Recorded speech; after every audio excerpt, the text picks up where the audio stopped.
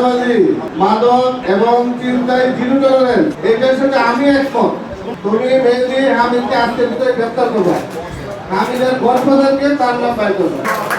আমার কাছে কেউ গিয়ে কোনো অভাব অভিযোগের কথা বলে নাই। এর মানে সবাই ভালো আছেন। আজকে আমি আয়োজন করে আজকে শুনতেছি সমস্যার কথা, তাহলে দোষ কি আমার না আপনাদের? ঠিক আছে, এখন আমার কথা হলো আমি আপনাদের সবার সাথে সমন্বয় করে আমরা আইন শৃঙ্খলা পরিস্থিতি ভালো করতে চাই। আমাদের এই এলাকার যে মাননীয় সংসদ সদস্য এবং মন্ত্রী মহোদয়, উনি গতকালকে বলে গেছে চাঁদাবাজি, মাদক এবং চিন্তায় জিরো টলারেন্স। সব মশার বিরুদ্ধে সুরক্ষা দিতে এলো বসুন্ধরা এক্সট্রিম অ্যারোসল, মশার বিরুদ্ধে এক্সট্রিম সুরক্ষা।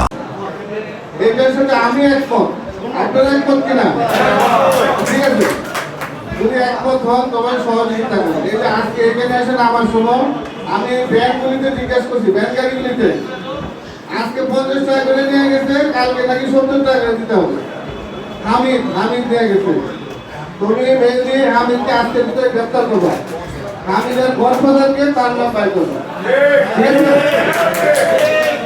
এখানে ফুটপাত থাকবে কি থাকবে না এটা অনেক বড় সিদ্ধান্ত ইউনিয়ন মহোদয় আছে, ব্যবসায়ী আছে, এটা সিদ্ধান্ত। কিন্তু কালকে থেকে কেউ 1 টাকা চাঁদা নিলে সে অ্যারেস্ট হয়ে যাবে এই ফুটপাত থেকে। আমি নিজে মনিটরিং করবো, ঠিক আছে? এবং যে টাকা উঠে এই টাকা কোথায় যায় সে সবাই অ্যারেস্ট হয়ে যাবে, ঠিক আছে? আর ঈদ উপলক্ষে আমাদের স্পেশাল পুলিশ ফোর্স আসছে ডিউটি করার জন্য। আমাদের এসপি মহোদয় আমাদের এখানে 8টা পুলিশ সদস্য স্পেশাল ভাবে পাঠাইছে, তারা শুধু ঈদ উপলক্ষে পার্টি ডিউটি করার জন্য। মহিলা পুলিশ আছে, পুরুষ পুলিশ আছে, এগুলি আমরা ফাঁড়িতে রাখছি। তুমি এগুলি ডিউটি পাইতে দিও, বুঝতে চাও তো? ঠিক আছে, এখানে দিনের বেলা পুলিশ থাকবে, রাত্রেও পুলিশ আছে। আমরা কিছুদিন আগে একটা বড় নির্বাচন শেষ করলাম। আমরা এই আপকামিং যে ইলেকশন আছে, রমজান কেন্দ্রিক আপনাদের যে ব্যবসা বাণিজ্য আছে, এটার জন্য আমরা সিকিউরিটি প্ল্যান করেছি, এটার নিশ্চয়তা আমরা দিব। এর পরবর্তীতে আমরা সবাই মিলে এটা একটা সুরাহা করার জন্য চেষ্টা করব।